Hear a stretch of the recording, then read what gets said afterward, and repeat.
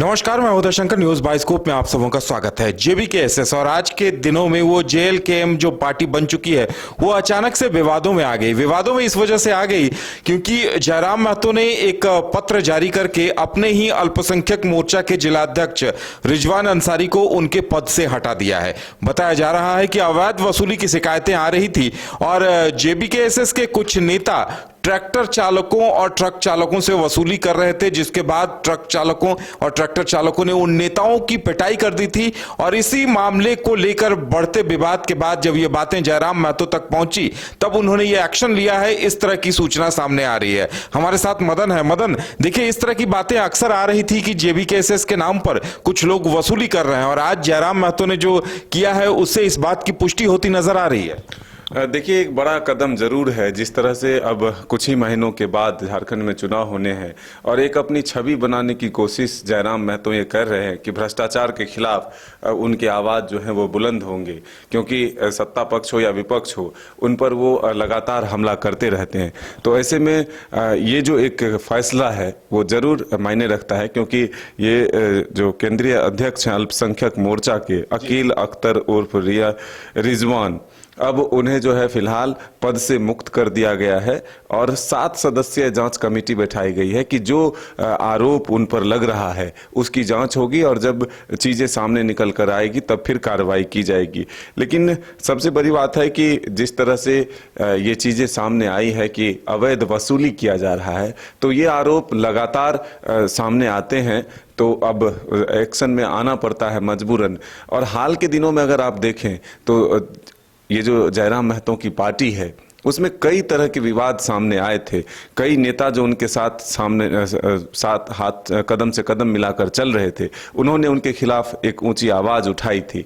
लेकिन अब एक तरह से कहें तो एक्शन लेना पड़ रहा है जयराम महतो को अपने ही उन नेताओं के खिलाफ जो एक तरह से कहें तो अल्पसंख्यक मोर्चा के अगर केंद्रीय अध्यक्ष हैं रिजवान, तो वो एक मजबूत पिलर के तौर पर वो काम कर रहे थे जयराम के साथ। लेकिन फिर जब एक तरह से ये आरोप लगता है कि वो अवैध वसूली में शामिल होते हैं, तब फिर चुनाव से पहले इस तरह के जो कार्रवाई है वो जरूर कहीं ना कहीं दाग लगा। देखिए, पार्टी में कुछ लोग नाराज भी चल रहे थे, चाहे वो देवेंद्र महतो को लेकर बातें इस तरह की आ रही थी, चाहे हजारीबाग वाले संजय मेहता हो या मनोज यादव हो। जेबीकेएसएस में कई तरह के विवाद भी सामने आ रहे थे और इस तरह की बातें भी सामने आ रही थी कि कुछ लोग वसूली कर रहे हैं। और देखिए, रिजवान को लेकर भी कहीं ना कहीं पार्टी के एक धड़े में नाराजगी थी। और अब जब लगता है कि जिस तरह से ये बातें मीडिया में आई कि रिजवान और कुछ जेबीकेएसएस के नेता वसूली कर रहे हैं, और ये तमाम खबरें मीडिया में आने के बाद, क्योंकि देखिए इस चिट्ठी में जयराम महतो इस पत्र में लिख भी रहे हैं कि मीडिया के जरिए पता चला कि ऐसी शिकायतें आई हैं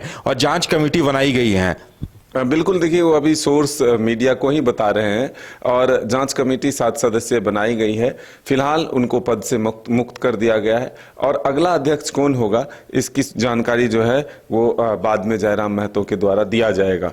तो फिलहाल ये जरूर है कि इस चुनाव से पहले जो एक मजबूती चाहिए पार्टी में, जो एक लड़ाई लड़नी है, जो अपने आप को स्थापित करने के लिए, क्योंकि झारखंड में एक तरह से कहें तो ये पहली बार चुनाव में विधानसभा के चुनाव में सामने आ रही है।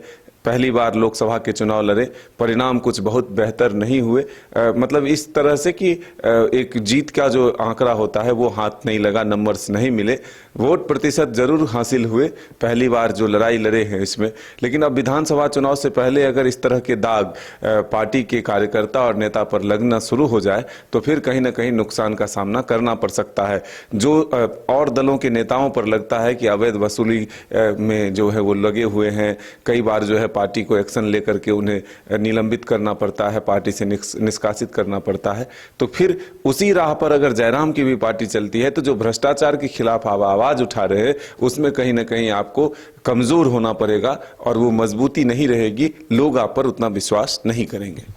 तो बहरहाल जयराम महतो ने कदम उठाया है। देखिए, वो एक उभरते हुए नेता हैं और उनके सामने एक बड़ी चुनौती है। ऐसे में वो खुद को कहां तक पाक साफ साबित कर पाते हैं, क्योंकि जो लोग, जिन लोगों के साथ ऐसी शिकायतें जुड़ी थी, वहां जांच में क्या कुछ आता है, रिजवान को लेकर जो 7 सदस्यीय कमेटी बनाई गई है उसकी जांच रिपोर्ट क्या आती है, इस पर भी नजर रहेगी। और जाहिर सी बात है जनता की भी नजर रहेगी, क्योंकि जनता को जयराम महतो जैसे नेताओं से, खासकर युवाओं को, झारखंड के युवाओं को काफी उम्मीदें हैं और उन उम्मीदों को कायम रखने के लिए जयराम महतो कहां तक कामयाब रहते हैं, ये उनकी सबसे बड़ी चुनौती होगी। फिलहाल इतना ही, हमें दीजिए इजाजत और आप देखते रहिए न्यूज़ बाइस्कोप। नमस्कार।